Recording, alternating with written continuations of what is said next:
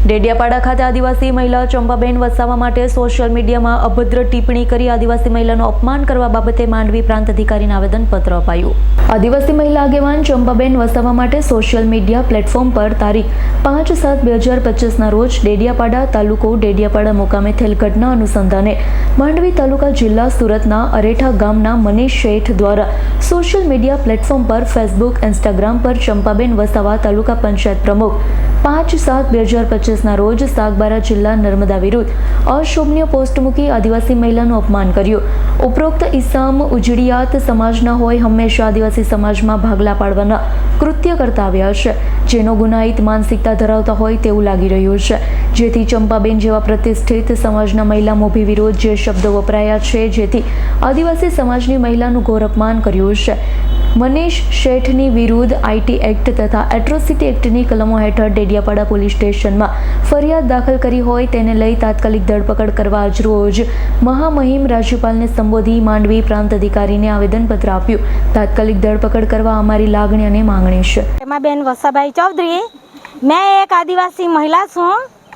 तारीख 5/7/2025ના રોજ જે ચંપાબેન ને અભદ્ર ટિપ્પણી કરીને આપણે બોલી નહીં શકીએ તેવા શબ્દો જે વોટ્સઅપ ગ્રુપ પર અને સોશિયલ મીડિયા પર જે પોસ્ટ મૂકી છે અરેઠના મનીષ શેઠે, તો આવી અભદ્ર ટિપ્પણી આવા નીચ શબ્દો તે જ માણસ મૂકી શકે કે જેનામાં જેનું મન વિકૃત હોય, જેનું મગજ વિકૃત હોય, તો આવા વિકૃત મગજવાળા માણસને પાઠ ભણાવવા માટે કે આદિવાસી દીકરીઓને આવી રીતે અભદ્ર ભાષા વાપરીને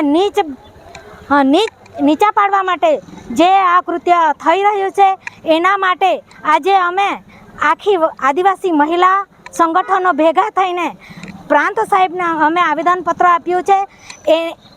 એ માટે આપ્યું છે કે આ બેનને ન્યાય મળવો જોઈએ।